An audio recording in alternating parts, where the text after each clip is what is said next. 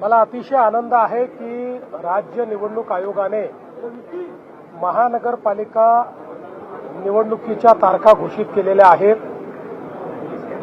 15 जानेवारीला राज्यातल्या सगळ्या महानगरपालिकांच्या निवडणुका होणार आहेत। या निर्णयाचं आम्ही स्वागत करतो, कारण राज्यामध्ये स्थानिक स्वराज्य संस्था ही प्रशासकांच्या भरोशावर चालणं ही काही लोकशाहीला अभिप्रेत नव्हतं। तथापि माननीय न्यायालयाच्या निर्णयांमुळे एक दीर्घ काळ या संस्था निर्वाचित प्रतिनिधींच्या विना होत्या। आता पुन्हा या निवडणुका होतात आणि आम्हाला विश्वास आहे की या निवडणुकांमध्ये आमच्या शासनाने केलेलं काम बघता पुन्हा कौल हा आमच्या बाजूने येईल। जनता आम्हाला शहर विकासाची पुन्हा संधी देईल हा मला विश्वास आहे।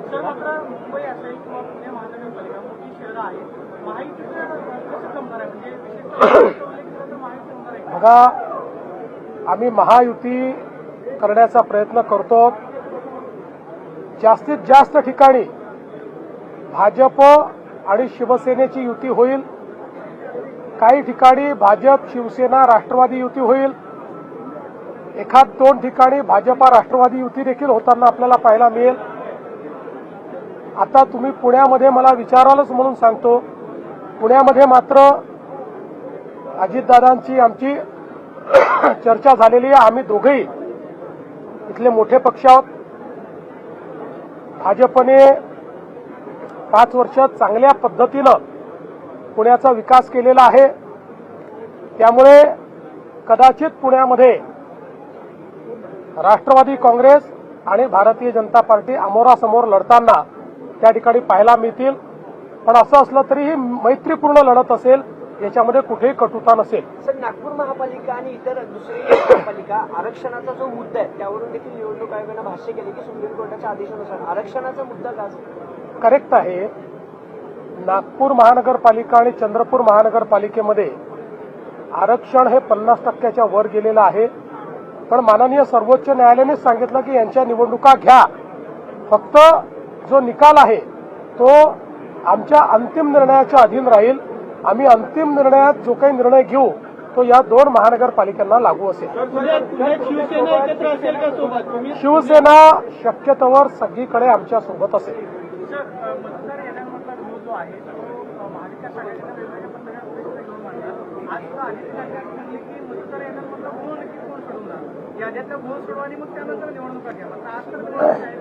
असं आहे की याद्यांमध्ये अनेक ठिकाणी घोळ आहे, हे आम्ही देखील दाखवलेलं आहे। पण त्याकरता निवडणुकाच घ्यायच्या नाहीत असं करता येणार नाही। गेले 20-25 वर्ष जे निवडणुका लढवत आहेत त्यांना माहिती आहे, कमी अधिक प्रमाणात आपल्या याद्यांमध्ये घोळ असतोच। आता जेव्हा SIR सुरू झालाय त्यानंतर कदाचित याद्यांमधला घोळ कमी होईल। पुढच्या काळात तर माझं मत असं आहे की इलेक्शन कमिशनने आपल्या याद्या ब्लॉकचेनमध्ये टाकाव्यात। त्या ब्लॉकचेन पद्धतीनं जर तयार झाल्या तर त्यातला घोळ हा नेहमी करता संपवता येईल। पण त्याकरता माननीय सर्वोच्च न्यायालयाचे आदेश मिळाल्यानंतरही काही ना काही कारण काढून निवडणुका पुढे करा हे योग्य नाही आहे। या ठिकाणी स्थानिक स्वराज्य संस्थेमध्ये निवडून आलेले प्रतिनिधी असले पाहिजेत, त्यांच्यासाठी स्थानिक स्वराज्य संस्था असली पाहिजे आणि म्हणून आमची मागणी आहे की या निवडणुका वेळेवरच व्हाव्या। महापालिकेत ठाकरे देखील एकत्र येण्याची शक्यता आहे। दोन्ही ठाकरे एकत्र आले तर भाजपला धोका असेल इच्छुक आहेत असं म्हटलं जातं। 20 ते 25 नगरसरपंचाकडे येण्यासाठी इच्छुक आहे, तर तुम्ही काही इंटरव्ह्यू करणार आहात का? असं आहे की महाराष्ट्रामध्ये आमच्या पक्षात येण्याची लोकांमध्ये ओढ आहेच।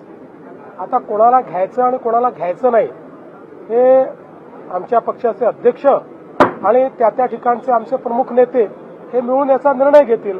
याचा काही सरसकट कुठलाही निर्णय नाही। सर, ठाकरे दोन्ही बंधू एकत्र येत आहेत, हा एक पक्का निर्णय आहे आमचा आणि त्या ठिकाणी शिंदे साहेबांचं ठरलंय की एकमेकाचे घ्यायचे नाही। ठाकरेंचे काय सर, दोन्ही ठाकरे एकत्र आल्यावर तुम्हालाही फटका बसेल? मुंबई महापालिका आहे, कुठलाही फटका नाही। दोन्ही ठाकरे एकत्रित आले तरी नाही आले तरी दोन्ही ठाकरे एकत्रित आल्यानंतर काँग्रेसही त्यांच्यासोबत गेली तरीही मुंबईकर भारतीय जनता पार्टी शिवसेना आमच्या महायुतीलाच निवडून देतील. कारण आमचा कारभार, आम्ही केलेला मुंबईचा विकास आणि मराठी माणसाचं आम्ही जोपासलेलं हित हे सामान्य मुंबईकरांनी पाहिलेलं असल्यामुळे मुंबईकर आमच्यासोबत राहतील. तर पिंपरी चिंचवडमध्ये काय चित्र राहणार आहे? पिंपरी चिंचवडमध्ये दादा, पिंपरी चिंचवडमध्ये 98 दाखले दिले गेल्याची एक आकडेवारी समोर आली. तर तुम्ही म्हटलं तसं पूर्ण छाननी म्हणूनच दाखले दिले. पहिल्यांदा तर आपण एक लक्षात घ्या की 98 दाखले दिले गेले असं आपण सांगतो, पण मागणी पण 500ची झाली आहे. म्हणजे असं नाहीये की लोक मागणी करतात आणि दाखले मिळत नाहीयेत. जी मागणी आली त्या तुलनेमध्ये सगळी त्या ठिकाणची छाननी करून ते दाखले दिले जात आहेत. ही प्रोसेस आहे. त्यामुळे प्रोसेसमध्ये जे बसतायत कोणालाही दाखले डिनाय केले जात नाही. सर, पृथ्वीराज चव्हाणांचे वाक्य गेल्या 2 दिवसांपासून चर्चेमध्ये आहे. दिल्लीमध्ये काय घडणार आहे किंवा पंतप्रधान बदलले जाऊ शकतात. धनंजय माडिक असं म्हटलं की दिल्लीमध्ये काहीतरी घडत आहे. मात्र 21 पर्यंत मराठी पंतप्रधान अमेरिकेत घडणाऱ्या घडामोडी दाखवलेल्या आहे. आतापर्यंत वेगवेगळ्या नेत्यांना साक्षात्कार होत होते, स्वप्न पडत होती, भविष्यवाणी ते करत होते, हे आम्ही बघितलेलं आहे. पण पृथ्वीराज बाबांसारखा ज्येष्ठ नेता जे महाराष्ट्राचे मुख्यमंत्री राहिले, पीएमओचे मंत्री राहिले, त्यांनाही असे साक्षात्कार व्हायला लागले तर मात्र निश्चितपणे मला असं वाटतं की त्याच्यामध्ये काहीतरी थोडं काळबेर आहे.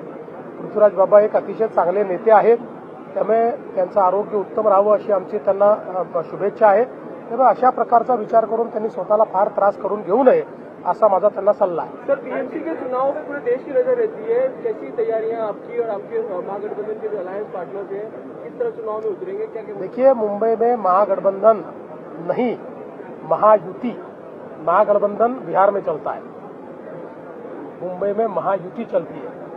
तो महायुति मुंबई में चुनाव लड़ेगी और मुंबई की जनता मोदी जी ने किया हुआ काम, हमारी सरकार ने किया हुआ काम, इसको देखते हुए फिर एक बार मुंबई हमारे हाथ में महानगर पालिका के रूप में देगी, ऐसा मेरा विश्वास है। ठाण्यामध्ये पण युती होईल का स्वतंत्रपणे? युती होईल ना, आमचा प्रयत्न आहे। ठाण्यात, कल्याण डोंबिवलीत, सगळीकडे, पिंपरी चिंचवडमध्येही अजित पवार आणि आम्ही पुणे आणि पिंपरी चिंचवडमध्ये एकत्रित लढू शकणार नाही। आम्हाला दोघांनाही एवढं राजकारण समजतं की आम्ही एकत्रित लढलो तर तिसऱ्याचा फायदा होईल, त्यामुळे तिसऱ्याकरता आम्ही जागा ठेवणार नाही। आम्हीच एकमेकाच्या समोर लढू, पण मैत्रीपूर्ण लढू।